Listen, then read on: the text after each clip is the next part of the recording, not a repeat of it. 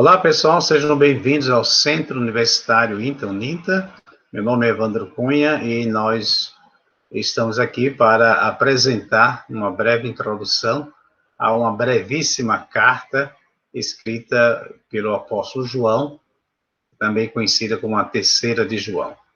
Tá certo? Nós já falamos nas introduções que a primeira carta de João, na verdade, ela se compara mais a um tipo de manifesto, né, digamos assim, da igreja cristã, mas a segunda e a terceira, sim, essas assumem um formato até mesmo questão de tamanho e de formato, né? Ok? Então, vamos para essas cartas rapidamente, só relembrando aqui o nosso material, o texto sagrado, que está disponível, foi escrito aqui pelo professor Sobreira, e está disponível no ambiente virtual, ok? Desculpa. Terceira epístola de João, né? Ocasião e data. Essa carta é endereçada a Gaio, versículo 1, acerca de quem nada mais é conhecido além da informação aqui dada. É bem certo que esse Gaio não é um dos três mencionados alhures no Novo Testamento, né? Um Gaio da Macedônia, um de Derbe e um de Corinto. Possivelmente esse deveria ser um nome próprio, bastante popular, né? Gaio era um nome muito comum nos países de fala grega no primeiro século. Embora nada mais seja conhecido acerca de Gaio, a carta é de importância. O ancião escreve acerca de uma carta escrita desculpa, à igreja, mas Diótrefes havia suprimido a carta e recusara a hospitalidade para os mensageiros do ancião. No ancião aqui, no caso, o João, né? Esses mensageiros eram provavelmente missionários itinerantes enviados da parte de João, como mestres para ajudar nas igrejas ao redor de Éfeso. Aquelas que João supervisionava, aquela região que nós falamos que é a Ásia Menor, que era a região de atuação de João. Eles dependiam da hospitalidade das igrejas para seu sustento e acomodação. Diótrefes recusou-se a permitir aos membros da igreja se entreterem com esses obreiros e até mesmo excluíra da igreja aqueles que quiseram ajudar. Versos 9 e 10. Os mensageiros retornaram a João com as notícias da situação. E ele agora está escrevendo a Gaio, pedindo-lhe para ajudar aqueles mesmos missionários. No versos 5 e 6. A posição de Demétrio, escrita no verso 12, não é clara, mas é provável que ele seja um dos grupos dos versos 5 e 6. Ele é colocado em contraste com Diótrefes, e possivelmente um dos excluídos da igreja por Diótrefes. Seja qual for a sua ligação com Diótrefes, Demétrio era um fiel seguidor da verdade, né? Então, Demétrio era um fiel seguidor da verdade. E aqui a gente tem algo interessante, né? Sempre que se procura seguir a verdade, a gente tem que pagar o preço, né, pela oposição à verdade. A importância desta breve carta está no fato de que um líder da igreja, seja qual fosse sua função, quis desafiar a autoridade do apóstolo João. Então, perceba que essa questão da autoridade, né, exousia, né, o termo grego, é um dos temas muito importantes no Novo Testamento, né? Quando Jesus esteve aqui, há uma ocasião que as pessoas vão lá e procurar com que autoridade ele estava fazendo aquilo ali, né? E essa palavra que vai ser usada muitas vezes no Novo Testamento em contextos de tensões, né, de briga pelo poder, digamos assim. Isso é um tanto reminiscente dos problemas que Paulo teve com a igreja de Corinto. A razão óbvia para a usurpação de autoridade são a vaidade e o orgulho. o problema está na atitude de um líder de igreja para com a autoridade apostólica. Por essa razão, João escreve que logo irá ao local e exporá o erro de Diótrefes. Outra vez, isso é remanescente de Paulo e sua recusa de ter que exibir publicamente o poder apostólico, nesses textos aqui mencionados. Mas ele, tanto Paulo a Corinto, quanto João à igreja de Diótrefes, irá, se necessário, corrigir a situação. Aqui não há momento que tem que ser firme, né? Embora nada na carta identifique heresia da parte de Diótrefes, alguns estudiosos tentaram ver o gnosticismo por parte do problema. É sugerido que a estreita ligação desta carta com a segunda de João é suficiente para demonstrar isso. Este é um argumento precário, feito com base no silêncio. Certamente o autor teria mencionado algo desta natureza se isso fosse um problema. Ele escreveu tão fortemente em 1 e 2 de João contra a heresia que, se este problema também existisse em relação a Diótrefes, é inconcebível que não fosse elogiar a ele nessa carta também. De fato, há tão pouca evidência de heresia nessa carta que alguns críticos, né, foram até ao extremo oposto e propuseram Diótrefes como campeão da ortodoxia. Aí também já é demais, né? Aí já transformando o vilão em herói, né?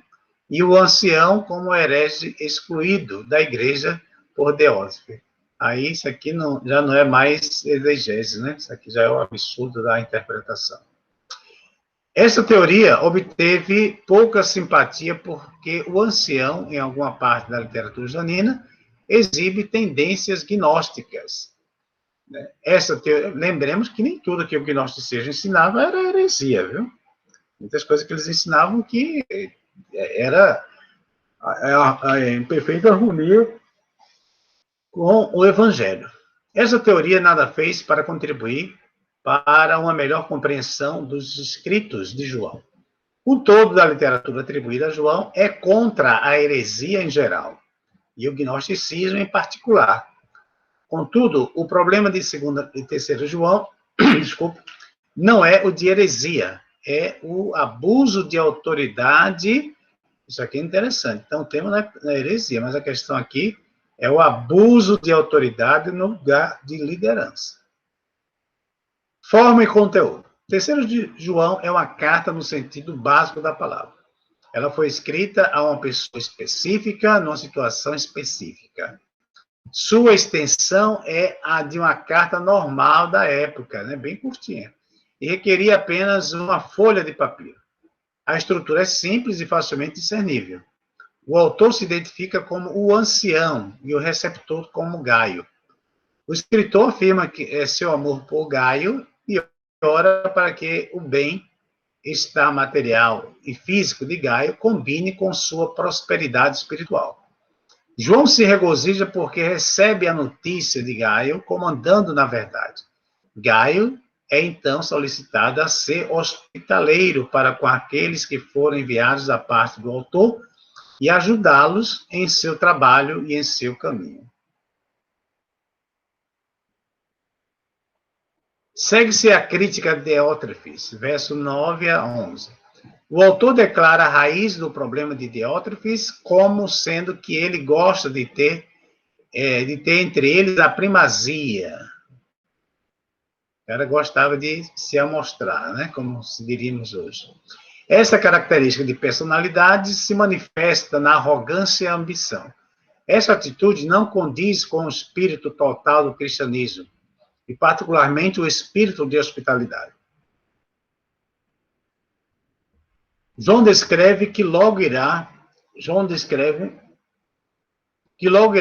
expor a insensatez de Diótrefes, no verso 10, como não sendo proveniente de Deus, no verso 11. Em contraste com Diótrefes, está o testemunho consistente da verdade e pela verdade de Demétrio. Então, Demétrio é o homem de Deus, né? A epístola encerra expressando a necessidade de escrever mais, mas como o autor planeja chegar em breve, poder-se-ia conversar face a face. Versos 13 e 14.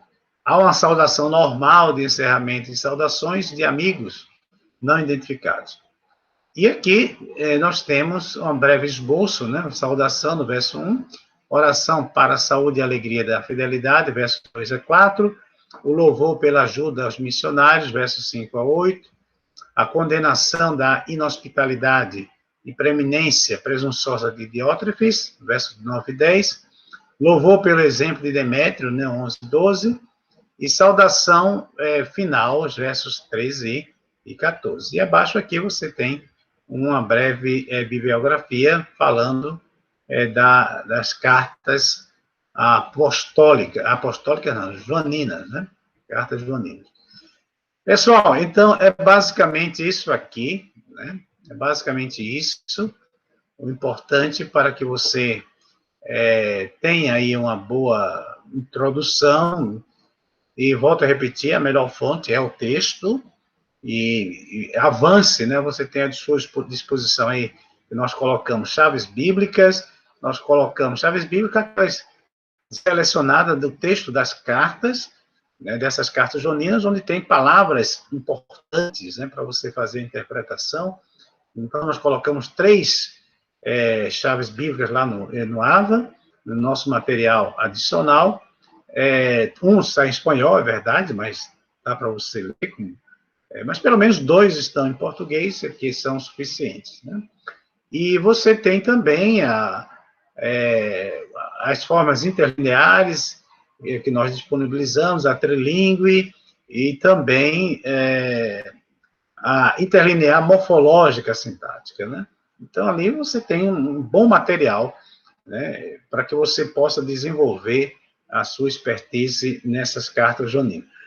Gostaria também de reiterar que estamos já disponibilizando a leitura com o professor Samuel, que vai estar em MP3 disponível, e como também estaremos fazendo aqui um vídeo, né, onde o professor Samuel faz a leitura e nós acompanhamos aqui no texto, no PDF, para que dentro do curso de leitura, né, que se você não conhece, você visita ali o curso de grego, e lá vai ter um curso de leitura em línguas gregas, na língua grega, onde eu faço passo a passo assim, as leituras mais pausadas, e na outra versão tem o professor Samuel lendo numa velocidade normal. Ok? Então é isso, que Deus abençoe os seus estudos, e nos veremos em breve.